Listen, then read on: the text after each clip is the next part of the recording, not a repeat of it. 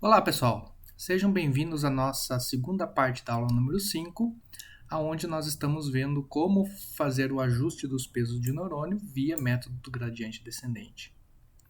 A aula passada nós paramos mais ou menos no slide 22, aonde a gente viu que a regra via descendente do gradiente, a regra de atualização dos pesos, é muito parecida com a do perceptron, exceto que o do perceptron ou a gente erra ou a gente acerta, né? Então o loss perceptron é 0 ou 1 apenas, enquanto que o loss do gradiente descendente, obviamente com função de ativação linear, ele vai variar aí em números reais. Matematicamente, a gente tem o loss aqui definido em função dos pesos, né? Porque é o único parâmetro que a gente pode alterar no nosso sistema. Lembrando que se a gente voltar um pouquinho atrás e olhar os neurônios, essa saída aqui que determina o meu erro, ela é dependente não diretamente em função dos pesos, mas a saída depende da função de ativação, que depende do somatório, que depende, obviamente, dos pesos. Eu até abri tem um exemplo lá na minha página, né? Onde a gente diz, a derivada parcial deste erro é em função dos pesos, mas como esses pesos estão chegando aqui de forma indireta, então este erro é em função da saída da função de ativação, a saída da função de ativação é em função do somatório e o somatório é em função dos pesos. Ok? Então a gente faz o que? A gente faz uma derivação de cada um dos termos, primeiro termo, segundo termo, terceiro termo. Quando a gente junta todos os termos, a gente tem algo muito parecido com o perceptron. Exceto pela taxa de aprendizado, a gente tem que é a saída do neurônio menos a saída esperada vezes lá a entrada, o valor de entrada que gerou aquela saída correspondente. Ok? Então, voltando aqui para o slide 22. Então, isso é chamado, né, essa regra de aprendizado é chamado de o gradiente descendente estocástico. Né? E da onde a gente vai daqui? Vamos implementar isso aqui. Isso aqui é a base para toda a ideia de redes neurais. É a base para toda a ideia de redes neurais Deep Learning. Ok? Para quem está um pouco perdido nessa parte aqui de como funcionam essas derivadas e tudo mais, o professor Sebastian preparou um bom material aqui.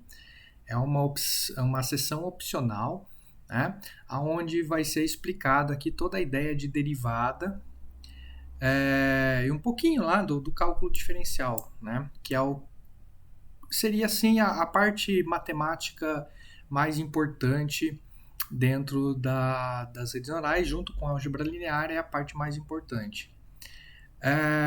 Eu vou gravar um vídeo separado disso, né, dessa parte,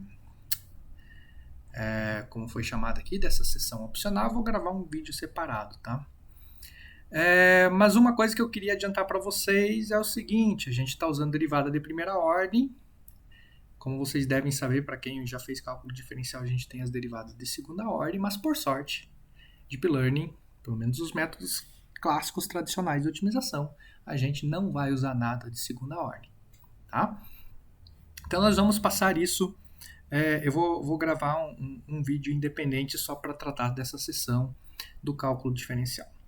Mas então, continuando aqui nessa brincadeira, a gente tem que essa função de perda, né, dada aqui é o somatório dos erros quadráticos, ela é uma função convexa, como vocês podem ver por esse gráfico aqui. Aí vocês podem me perguntar, mas professor, como que eu conheço, como é que eu gero esse gráfico? Como é que eu vou conhecer este gráfico? Olha, é muito simples.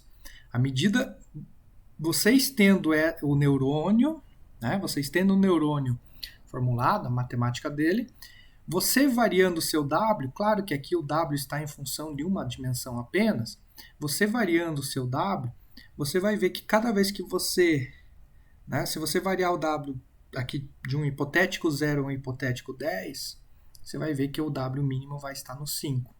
Então você consegue plotar esse gráfico e ver essa função como uma função convexa.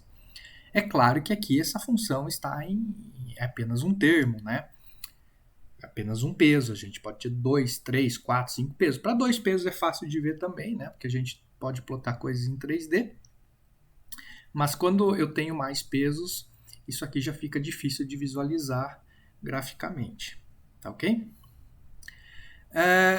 Então, essa função de perda é em função de quê? Né? Em função de W, em função do teu bias. E ela se dá pelos erros aqui da saída prevista, pela saída obtida. Tá?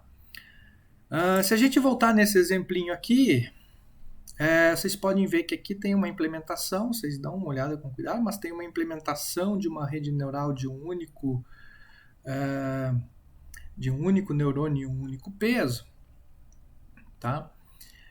O que vocês podem perceber nessa implementação, ou pelo menos pelos resultados dessa implementação, é que variando o seu peso, né, cada vez que eu vou com os pesos aqui somando, aumentando os pesos, né, no caso aqui é um peso só, o meu custo, né, ou a minha perda, meu loss aqui vai diminuindo. O que me gera esse gráfico aqui. Ó.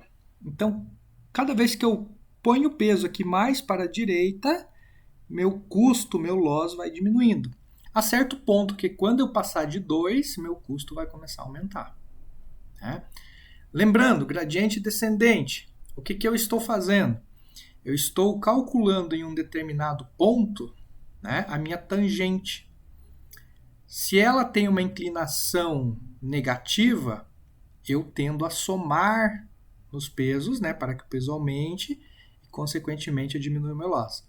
Se ela tiver uma inclinação positiva dessa minha tangente, eu tendo a diminuir o valor do peso e, consequentemente, diminuir o loss. Nesse gráfico aqui, pelo menos.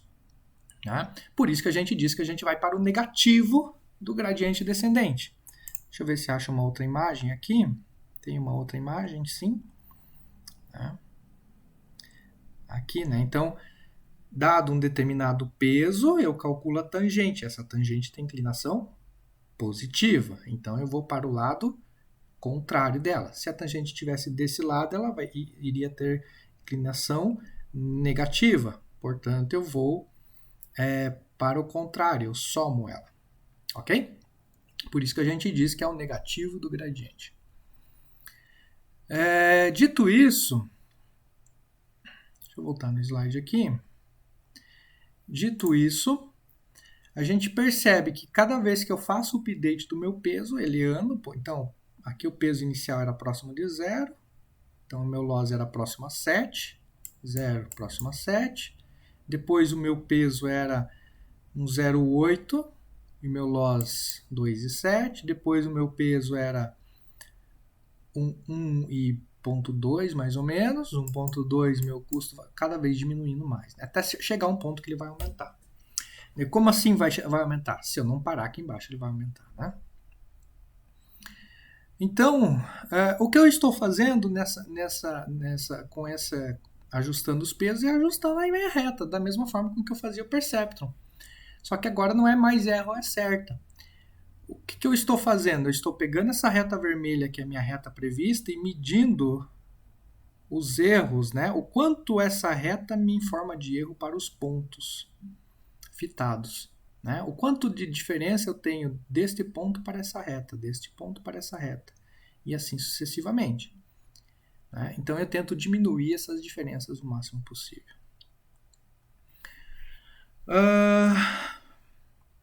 O fato é que o gradiente gradiente descendente sempre vai convergir, porque ele vai chegar nesse ponto aqui, ele vai ver. Quando você chegar nesse ponto aqui, o teu erro vai ser tão pequeno que a tua atualização vai ser quase nula, certo? Então a gente diz que o gradiente descendente, nesse caso, ele sempre vai convergir, independentemente se os seus dados forem não linearmente separáveis, diferente do Perceptron. Se Perceptron só converge se eu conseguir colocar uma linha que separa as duas coisas. Deixa eu ver se eu tenho aqui. Não vou ter a imagem aqui. Mas o Perceptron só converge se eu tiver uma linha que separa as duas classes.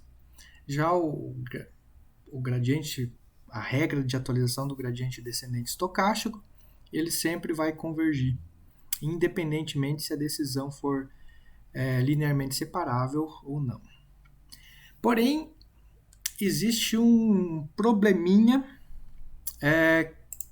nesta função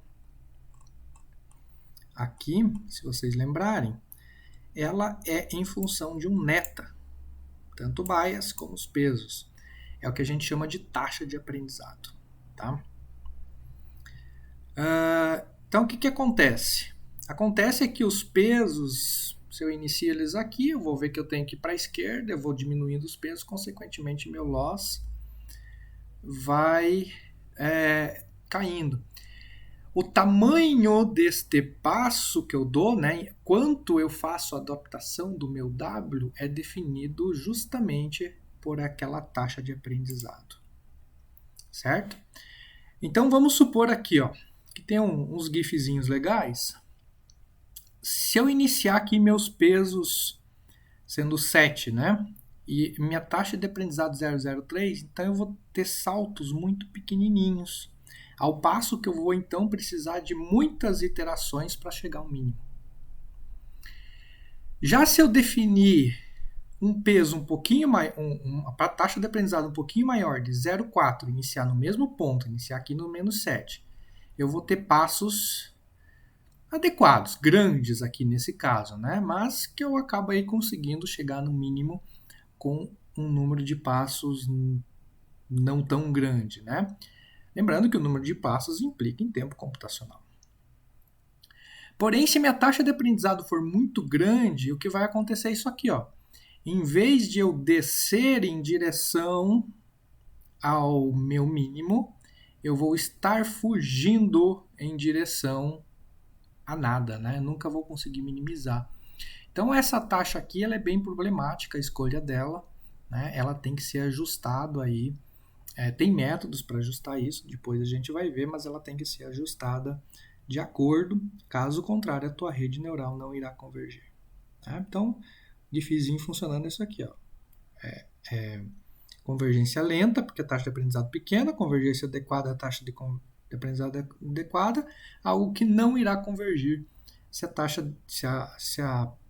de aprendizado for muito grande. Ok?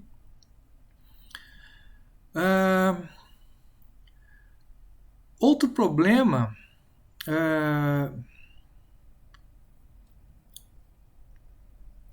às vezes o algoritmo também pode ser, ele vai convergir lentamente, embora você tenha definido uma taxa de aprendizado grande, né? Ou seja, ela não foi grande o suficiente para sair da minha área aqui de aprendizado, né? Mas ela não foi pequena o suficiente para descer aqui pela minha montanha. Ela é grande o suficiente, então vocês vejam aqui a diferença, né? 1.2 para 0,98. Aqui ela não é grande o suficiente para transpassar e, consequentemente, subir, mas ela é grande o suficiente para pular do outro lado da montanha. Consequentemente, eu vou ter um comportamento na forma de zigue-zague até chegar lá embaixo. Isso implica, é ruim, vai aprender, mas implica em maior tempo, né? Mais ciclos, mais custo computacional. Ok? Agora, nós estamos falando de funções convexas. Essa função é convexa devido a quê? Devido a que a minha função de perda é convexa. Tá? Nem sempre essa função de perda aqui será convexa. Nós estamos iniciando o estudo da rede neural com uma função de perda convexa. Né? Mas nem sempre esse comportamento ele é encontrado, ainda mais em redes grandes, com vários neurônios, enfim, tem grandes problemas aí inerentes. Então, quando a função não é convexa, o meu gradiente descendente tende a não achar o máximo global, quer dizer, o mínimo global, e assim achar um mínimo local. Por quê? Porque a função não convexa ela tem mais de um mínimo, né? Então, isso aqui é uma função não convexa. Ela tem dois mínimos, um global e aqui um local. Se minha taxa de aprendizado for muito pequenininha, isso aqui não vai ter força para pular, né? Então, eu venho e faço update, mas os meus updates são tão pequenininhos que quando eu subo eu paro aqui. E quando eu paro aqui, na verdade, a minha função, né, o meu gradiente mostra que eu tenho que voltar. Então, eu acabo não saindo desse mínimo local. Certo? E aí vai depender de onde eu começo, né? Se eu começar de menos 5, eu caio nesse mínimo local. Se eu começar de 5, eu caio no mínimo global. Tá? Mas em nenhum dos casos eu tenho força para sair desses buracos. Isso aqui é uma visão 2D do que está acontecendo aqui em cima, né, para uma função com uma só variável, aqui embaixo uma função duas variáveis. Então aqui eu acabo caindo no mínimo global e aqui eu acabo caindo no mínimo local, dependendo da onde eu começo, né, onde está o início, o meu chute inicial dos meus pesos aqui, né? A visualização desse tipo de gráfico aqui é, na verdade, um gráfico 3D, né? Então, por isso que eu falo que são duas funções, x1, x2 e aqui a resposta, né? Então, dependendo, se eu começar aqui, eu caio no mínimo global. Se eu começar aqui, eu vou cair no mínimo local, tá?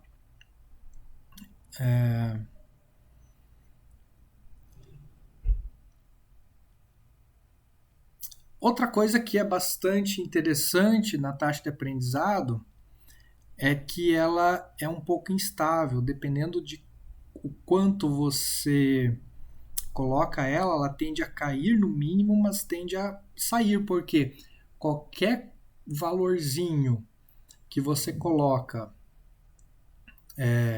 na taxa de aprendizado um pouquinho grande, se você não cair exatamente no zero da função, você vai acabar fazendo um overshoot para um dos outros lados, né? Então, de novo, a taxa de aprendizado é um parâmetro muito fino que deve ser ajustado com muito cuidado sempre que a gente for fazer esses modelos de redes neurais. Como vocês verem aqui, a taxa de aprendizado 0,7 acaba gerando um pouco de ruído aqui na hora da convergência, enquanto que um 0,3 ele vem e acaba parando lá dentro. Tá?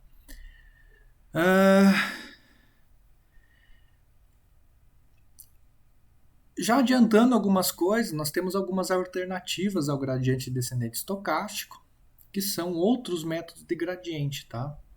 RMS própria, da delta, da grade, a DAN e etc. Depois, aulas para frente, nós vamos entrar nessas alternativas que são melhores que o gradiente descendente, principalmente nesses casos aonde a gente tem um ponto de cela, né? Tem algumas figuras não funcionando aqui, deixa eu ver se eu consigo acesso a elas.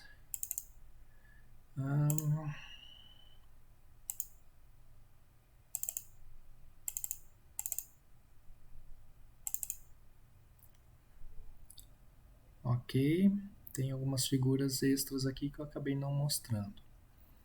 Acho que são estas aqui. Né?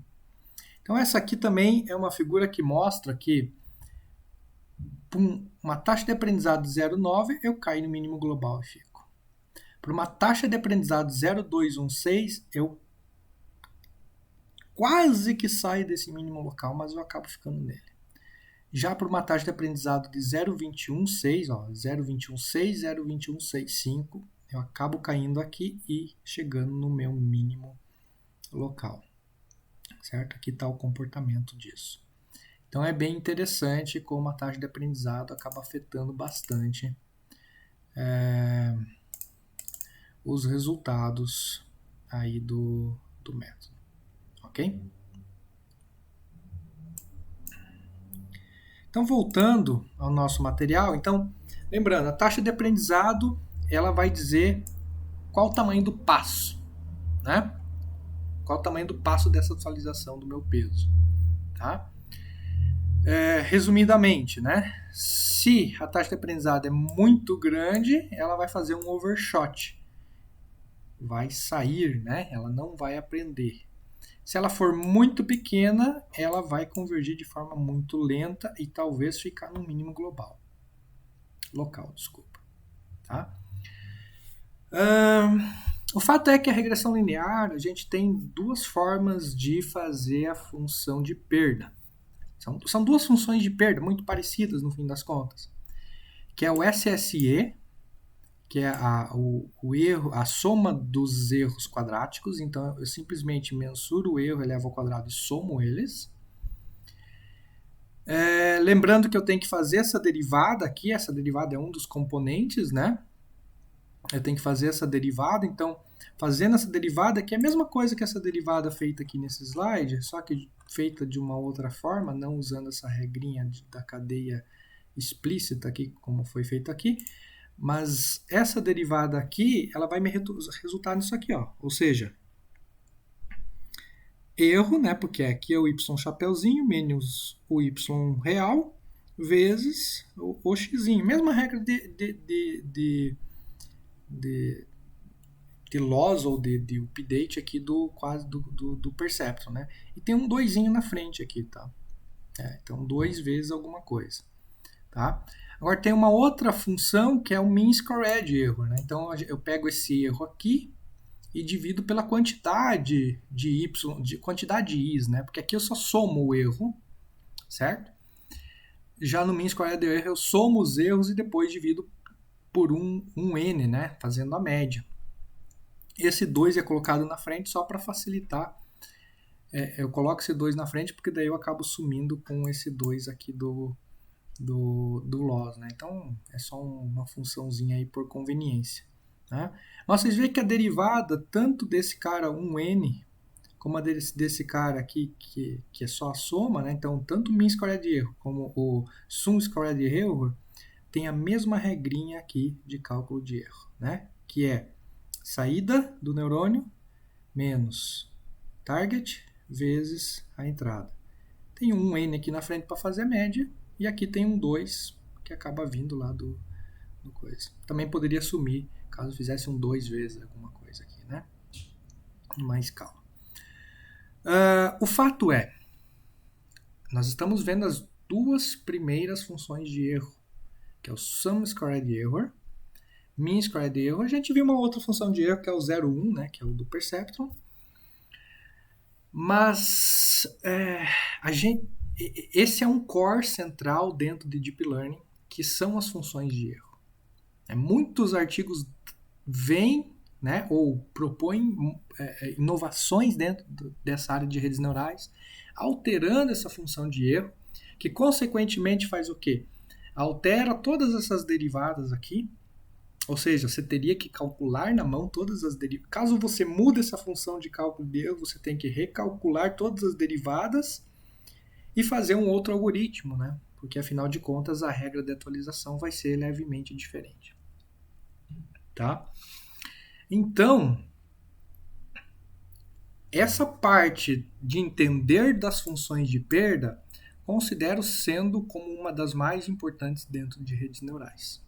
Tá? Então a gente já viu 3, basicamente, que é o 0,1 para Perceptron, Sum Squared Error e Mean Squared Error para uma regressão linear ou a da line que a gente vai ver aqui na frente. Tá ok? Então deem uma olhada com cuidado, principalmente nessa implementação aqui, para vocês entenderem bem o que está acontecendo. Tá? Então, nós temos aí uma diferença, né? Porque por essa regra de aprendizado aqui, eu estou fazendo ela, basicamente ela estocástica, né? Mas eu poderia fazer ela no modo de batch ou mini batch, né? Que é aquele mix que foi comentado para vocês na aula passada, né? Então tem algumas diferenças, né? Aonde na verdade eu vou fazer o que? Apresentar um conjunto, um subconjunto das amostras contidas no conjunto total, calcular a saída, calcular o erro e fazer o somatório dos erros, né, já que eu estou fazendo para várias amostras, e só depois de apresentar todas as amostras nesse subconjunto é que eu vou fazer o update do WB com base no somatório dos erros ΔW, ΔB. Tá? Por que essa ideia de mini-batch é importante? Porque ela é a mais usada aí dentro de Deep Learning. Né? Repetindo de novo, ela tem vantagem da vetorização, porque eu consigo vetorizar isso aqui e usar toda a capacidade computacional. Eu tenho menos updates do que o modo online ou estocástico, o que me gera menos ruído. Mas eu tenho mais updates que o modo batch, porque o modo batch demora muito a convergir, embora a convergência seja bem bacana. Tá? Como eu já mostrei para vocês, normalmente as superfícies de decisão, né, a superfície do loss, ela é mostrada dessa forma aqui. Né? Isso para uma variável, eu tenho este loss aqui. Né? Então, variando o W, eu consigo essa superfície de decisão aqui. Tá? Mas quando eu tenho 2D, eu tenho duas variáveis, então W1 e W2. Então, a superfície de decisão normalmente é feita com esses círculos concêntricos aqui. Né? Assim como eu mostrei para vocês nessas figuras aqui, né? A superfície de decisão agora é algo 3D. Né? Então isso aqui é equivalente a isso aqui, que é equivalente a isso aqui. Tá? Obviamente não é a mesma função, mas a ideia ela é 3D. Né? Esse é a superfície de decisão do batch, ou seja, o meu loss realmente ele vem direto e encaminhando-se direto para o centro, sem necessariamente fazer muitos desvios. E essa é a minha superfície de decisão do gradiente descendente para o estocástico. Veja que ele é ruidoso. Né? Ele tem as variações do gradiente descendente, quando eu faço no modo estocástico, elas são que a gente chama de ruidosa. Por quê? Porque eu estou estimando que o erro do meu sistema... Eu estou estimando o erro do meu sistema por apenas uma entrada, né? O que nem sempre é verdade. O erro do sistema é dado normalmente pela média de todas as entradas. Tá? Enfim. No fim das contas, esse tipo de atualização ruidosa, ele até ajuda em alguns sentidos. Tá? Mas vamos deixar para depois. Aqui tem uma diferença, né? Isso aqui é quase um círculo. Então, W1 e W2, né? Depende do quanto varia W1 e W2, mas eu posso conseguir superfície de decisões assim, que não se aproximam nem um pouco de um círculo. Isso aqui se dá porque tanto W1 como W2 não estão na mesma escala. Esse aqui pode estar de 1 a 100, esse aqui de 1 a 1000. Então, eles não estando na mesma escala, essa superfície de decisão ela não é muito regular. Né? E quando eu não tenho isso aqui na mesma escala, quando eu tenho escalas diferentes, tanto para W1, para W2 ou para N Ws aí, eu só estou mostrando 2 Ws porque é fácil de mostrar. Eu vou ter que essas atualizações, né, eu vou ter que os pesos, alguns pesos vão se atualizar mais que outros. Por quê?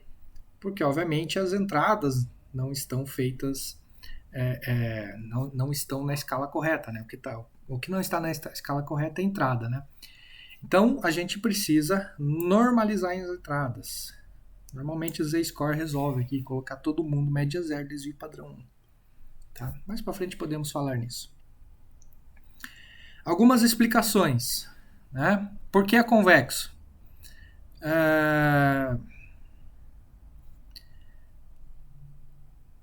Tem as provas, né? Dá para provar que essas funções aqui são convexas, matematicamente dá para provar. Então, tanto o sum squared error como o mean squared error, ele é convexo, né? Ele só tem um mínimo e de qualquer lugar que eu esteja nessa função eu consigo enxergar um mínimo diretamente. Tá? Nem todas as funções de perda são convexas. Então, esse é um ponto bastante importante. Também, eu não sei se vocês repararam, mas pelo menos nesse exemplo aqui, deixa eu ver se é nesse exemplo aqui, o meu loss aqui, ó, tá vendo? Tem um zero, a linha do zero. O meu loss mínimo não é zero. Ele é próximo de zero, mas não é zero. Por quê? Isso pode acontecer, né? Isso pode acontecer e depende de como são os dados, depende de como são os pesos, depende de um monte de coisa. Então nunca esperem que esse loss cuspido lá no final da rede neural seja zero. Né? Nossa, eu não obtive zero, é ruim? Não, longe disso. A gente tem que conseguir o mínimo possível, mas não necessariamente zero. Tá? Outra coisa, né? O que significa esse tipo de plot? Né? Como eu já falei, esse tipo de plot pode ser visualizado aqui numa ideia 3D, né? Ou também nessa ideia usando cores, né? Onde azul é mais para cima, vermelhinho é mais para baixo. Tá? É mais fácil de desenhar em 2D, só por isso, né? E por que o BET é uma função mais macia e o estocástico é uma função mais ruidosa? Imaginamos a seguinte situação. Imagine que você é um cientista que vai desenvolver aqui um novo medicamento, certo? E você quer saber a eficiência média, né? Você quer saber se esse medicamento é eficiente ou não é eficiente, ou como que ele foi eficiente para depois melhorar esse medicamento. Né? Para você medir essa eficiência, imagine que você, obviamente, vai ter que testar em todos os pacientes do mundo. Obviamente, isso é muito caro e vai levar muito tempo, ou quase impossível, na verdade, né? Quando você testa esse medicamento em todos os pacientes do mundo, isso é chamado de batch, ou seja, todas as amostras. Para não gastar muito dinheiro, para ser mais rápido, obviamente, você vai, de todos esses pacientes do mundo, selecionar um grupo pequeno e vai chamar eles de mini batch. Tá? Então você vai estimar, né, a eficiência do medicamento por uma estimativa. Você não mostrou para todo mundo, mas você mostrou para um determinado grupo. Se esse grupo for representativo, você vai ter uma estimativa real. Né? Então, quanto maior essa minha amostragem, melhor é a estimativa, porém, maior o custo. Certo? Mesma coisa para a rede neural. Quanto maior o meu batch, melhor a minha estimativa, mas eu demoro mais para fazer os updates e, consequentemente, eu gasto mais poder computacional. Em um certo ponto, imagine que você vai pegar uma amostra, né? Um pequeno grupo, mas esse teu pequeno grupo é tão pequeno que, na verdade, é uma só pessoa. Quando ela é uma só pessoa, você, na verdade, não tem uma amostra representativa, então você não sabe exatamente o quanto essa pessoa representa da eficiência global do sistema. Né? Esse seria o gradiente estocástico e por isso que ele é ruidoso. Né? Porque você vai, esse paciente deu mais febre, então vou ter que diminuir tal componente. Esse paciente deu menos febre, então aumenta tal componente. Você não tem uma média da coisa, certo? Então você tem que ficar de forma mais ruidosa. Então essa é mais ou menos uma tentativa de explicação aí do porquê estocástico é mais ruidoso do que usar um batch, ok?